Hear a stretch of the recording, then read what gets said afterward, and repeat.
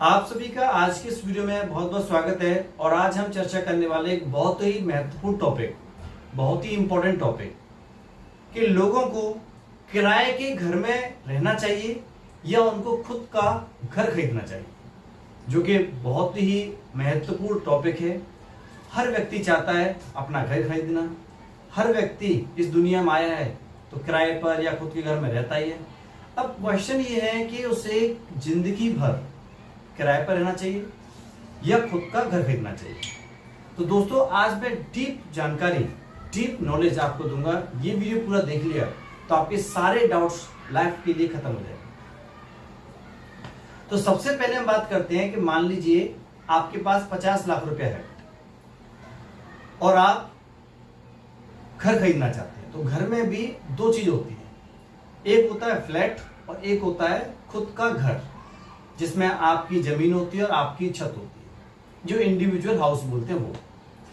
तो दोस्तों, सबसे पहले इंडिविजुअल हाउस के बारे में बात करते हैं कि मान लीजिए अगर आप इंडिविजुअल हाउस खरीदते हैं तो उसमें आपका बेनिफिट ये होता है कि आपने 50 लाख का अगर इन्वेस्टमेंट अगर आपने कर दिया, एक शहर में आपने घर खरीद लिया, मान लीजिए उसमें 5-6 कमरे हैं, आपने जमीन खरीद लिया, घर बनवा लिया, उसमें आप रहते भी हैं, 2 कमरों में आप रहते हैं और 2-3 कमरे आपने रेंटेड कर दिए, मतलब किराए पर उठा दिए। तो उस केस में आपका बेनिफिट क्या होगा कि आप एक तो रह रहे हैं, रहने का किराया बचा, दूसरा आपकी इनकम भी हो गई, जो किराएदार रहेंगे वो आपकी इनकम होगी। ये एक एक पॉइंट को प्लीज ध्यान से आप समझें, तब ये पॉइंट क्लियर होगा। तो एक तो आप रहने लगे, तो आपका जो आप रहने लगे तो आपका किराया बचा। आप कहीं और जगह रहते तो आपका किराया वेस्ट होता, वो बच गया। दूसरा, अगर आपने 2-3 किराएदार किराए पर रख लिए, उनको आपने रेंट पर अपने रूम दे दिए, तो उसकी इनकम आपकी बन गई। 2 बेनिफिट। तीसरा बेनिफिट मैं आपको बताता हूं कि आज की डेट में, आज है 2025 में आपने 50 लाख रुपए इन्वेस्ट करके एक घर खरीदा, 5-6 कमरे उसमें मान लीजिए, तो आगे के 10 से 15 साल बाद या 20 साल के बाद 50 लाख का घर कम से कम 2-3 करोड़ का हो जाएगा। ये इस बात की गारंटी है, अगर आपने 20 साल तक उसको रहा है। 20 साल में जो आपने 50 लाख जो रुपया था, उसका इन्वेस्टमेंट आपका 2-3 करोड़ हो गया, सबसे बड़ा फायदा। दूसरा, जिंदगी भर आप उसमें रहेंगे, वो फायदा। तीसरा, आप किराए पर भी उस घर को चला रहे हो, आधे घर में रहते हो, आधे कमरे किराए पे दे दिए, तो वो इनकम भी आपको मिल गई। मतलब आप इंडिविजुअल हाउस जो घर खरीदते हैं उसमें प्रॉफिट ही प्रॉफिट है। पहली चीज आपको बिल्कुल क्लियर होगी। अब हम बात करते हैं दूसरा मुद्दा, फ्लैट का। क्योंकि दोस्तों, जो मेट्रो सिटीज हैं, जैसे बॉम्बे की बात करें, दिल्ली की बात करें, नोएडा की हम बात करते हैं, या बेंगलोर, हैदराबाद की बात करते हैं, लोग क्या इंडिविजुअल हाउस भी यहाँ खरीदते हैं और फ्लैट्स भी खरीद लेते हैं। क्योंकि बड़े शहरों में क्या होता है कि इंडिविजुअल हाउस इतना खरीद नहीं पाते, वहां कॉस्ट ज्यादा होती है, तो फ्लैट खरीदते हैं। उसमें भी मैं आपको बहुत डिटेल जानकारी बताता हूं कि दोस्तों, अगर आप फ्लैट खरीदते हैं, उसमें रहते भी हैं, मान लीजिए आपका दिल्ली में नौकरी है और दिल्ली में आपने फ्लैट खरीदा, उसमें आप रहते भी हैं और नौकरी भी करते हैं, तो एक अच्छी चॉइस आपके लिए हो सकती है। क्योंकि आपका जो किराया है, हर महीने आप 10-15 हजार या 20 हजार रुपये जो किराया दे रहे हैं, वो आपका बचता रहेगा। होगा क्या कि पर मंथ आप जो किराया वेस्ट करते हैं 10-15 हजार किसी को दे देकर, वही किराया आपने फ्लैट के मालिक को दे दिया और थोड़े समय की किस्तों के बाद, मतलब 15 या 20 साल के बाद वो घर आपका हो गया। तो बेनिफिट क्या रहा कि आपकी खुद की प्रॉपर्टी बन गई और आपका किराया भी बच गया। ये एक फायदा हो सकता है।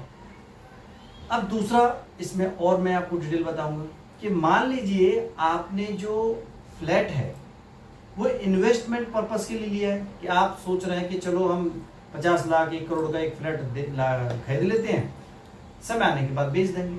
तो उसमें भी 2 केस हैं। पहला मुद्दा मैं आपको नेगेटिव बताना चाहूंगा। वो नेगेटिव ये है कि आपने देखा होगा कि बहुत सारी जगह पर फ्लैट की कीमत मान लीजिए आज 20 लाख रुपए या 40 लाख रुपए है, 5 साल 10 साल के बाद आपका वही फ्लैट 50 लाख का भी नहीं रहता और उसकी कीमत घट जाती है, और आप ये सोच रहे होंगे कि फ्लैट की कीमत बढ़ जाती है। तो बहुत सारी जगह पर फ्लैट जब आप खरीदते हैं, अगर वो अच्छी जगह नहीं होती, लोकेशन ठीक ठाक नहीं रहता, तो भले ही आपने वो फ्लैट 25 लाख का खरीदा है, 5 साल बाद ही आप चेक कर लीजिएगा उसकी कीमत 20 लाख रह जाती है। कोई उस फ्लैट को 20 लाख का भी नहीं खरीदता। और अगर आप उस फ्लैट में 10 साल, 15 साल, 20 साल रह लिए और आपने 25 लाख का या 30 लाख का फ्लैट खरीदा था, तो आप सोचिए कि 30 साल रहने के बाद जब आप उस फ्लैट को बेचेंगे तो वो फ्लैट पुराना हो जाएगा। तो नया जो भी व्यक्ति रहेगा, वो खरीदना जो चाहेगा, वो ये कहेगा मैं पुराना फ्लैट क्यों खरीदूं, मैं तो नया खरीदूंगा। तो आपके पुराने फ्लैट की कीमत कम हो जाएगी, कोई भी व्यक्ति उसको खरीदेगा नहीं। एक ये नेगेटिव पॉइंट हो जाएगा और ये जनरली देखा गया है। आप इसको रिसर्च कर सकते हैं, देख सकते हैं कि बहुत सारे लोग कहते हैं कि सर मैंने तो 25 लाख का फ्लैट खरीदा था, मात्र 4 साल हुए, अब मैं इसको बेचना चाह रहा हूँ, ये 25 का भी नहीं बिक रहा है, ये तो 20 का ही जा रहा है, तो आपका इंस्टेंट नुकसान हो गया। ये भी आप ध्यान से देखिएगा। अब इसमें एक चीज और बताता हूँ कि कुछ ऐसी कंडीशन होते हैं, कुछ ऐसी जगह होती है जहां पर 20 लाख का फ्लैट या 40 लाख का फ्लैट आपने खरीदा है, वो थोड़े समय के बाद उसकी कॉस्ट बढ़ जाती है। जनरली तौर पे इसकी कीमत घटती है, लेकिन कुछ कंडीशन में बढ़ भी जाती है। जैसे कि मान लीजिए हम बॉम्बे सिटी में रहते हैं और बॉम्बे एक बहुत महंगा शहर है, कॉस्टली सिटी में आता है, एक्सपेंसिव एरिया है।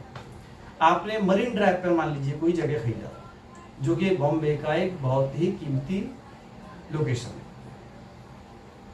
वहां आपने 1 करोड़ या 2 करोड़ 5 करोड़ का कोई फ्लैट आपने लिया, हो सकता है कि 10 साल बाद या 5 साल के बाद वो 5 करोड़ का फ्लैट आपका 10 करोड़ का हो जाए। उसका रीजन एक हो सकता है क्योंकि मरीन ड्राइव बहुत ही ज्यादा खूबसूरत और एक्सपेंसिव और अच्छी जगह है, वहां पर फ्लैट आमतौर पर मिलती नहीं है।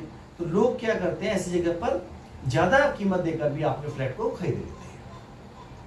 तो फ्लैट की मैंने सारी कंडीशंस आपको बता दी कि फ्लैट खरीदना चाहिए कि नहीं खरीदना चाहिए और किस कंडीशन पे खरीदना चाहिए, किस कंडीशन पे नहीं खरीदना चाहिए। लेकिन अगर आपका इंडिविजुअल हाउस है जिसमें आपकी जमीन भी आपकी और मकान भी आपका, उसमें तो आप आंख बंद करके भी अगर पैसा डाल देते हैं तो बढ़िया रहता है, क्योंकि वो आपका इन्वेस्टमेंट भी हो गया। आप अगर एफडी में भी पैसे आप लगाते हैं, बैंक की एफडी करते हैं, तो उसमें कितना ब्याज मिलेगा आपको? 6.5%, 7%, 7.25%। और मान लीजिए आपने घर में वो पैसा लगा दिया 50 लाख और 20 साल के बाद वो 2-3 करोड़ बन गया, तो आपका इन्वेस्टमेंट भी डबल ट्रिपल हो गया, रहना भी फ्री हो गया। और अगर आपने वो घर किराए पे दे दिया है तो आपका किराया भी फ्री आ रहा है, ये आपकी रेगुलर इनकम भी बन गई। तो एक घर खरीदने से 3 फायदे। अब जो दूसरा लाभ, सबसे लास्ट मुद्दा है, उसकी हम और बात कर लेते हैं। क्या किराए पे रहना चाहिए? क्या किराए पे रहना उचित है हमारे लिए? तो उसमें भी कुछ फायदेमंद चीजें हैं और नुकसानमंद चीजें, दोनों मैं आपको बता देता हूं। किराए पर कब रहा जाता है? देखिए, आपको ऐसा लगता है कि आपके पास 50 लाख है।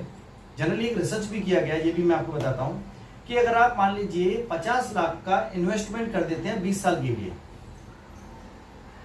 तो आप 20 साल बाद ये देखेंगे कि आप वैसा घर भी खरीद सकते हैं और घर खरीदने के अतिरिक्त आप गाड़ी भी खरीद सकते हो और आपका बैंक बैलेंस ही बच जाए। मतलब 50 लाख का आप जो घर खरीदेंगे, अगर उस 50 लाख को आप किसी बिजनेस में या कोई इन्वेस्टमेंट में इस तरह का यूज करते हैं तो वो कई गुना कन्वर्ट हो सकता है 20 साल में, ये देखा गया है।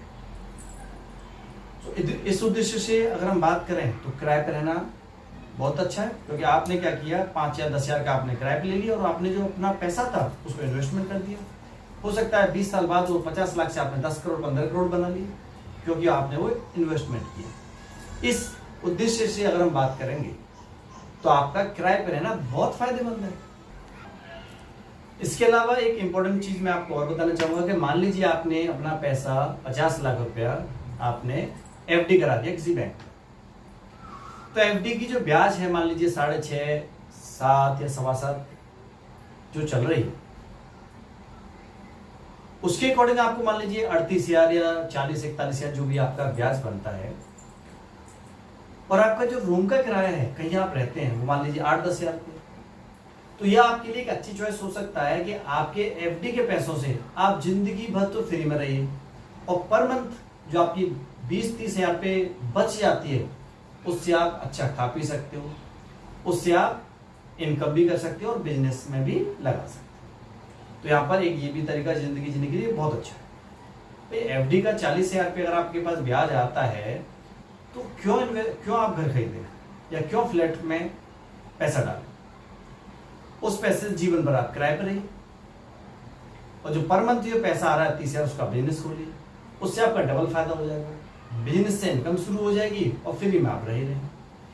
तो दोस्तों मैंने संपूर्ण जानकारी आज के इस वीडियो में दे दिया है कि फ्लैट खरीदना चाहिए कि घर खरीदना चाहिए कि पैसे को इन्वेस्टमेंट करना चाहिए। और दोस्तों इसके अलावा और भी आपको डिटेल जानकारी चाहिए और भी कुछ आप पूछना चाहते हैं तो आप मेरे दिए हुए नंबर पर कॉल कर सकते हैं, आपको फुल जानकारी मिल जाएगी। दोस्तों वीडियो अच्छा लगा हो तो शेयर सब्सक्राइब जरूर करें। धन्यवाद।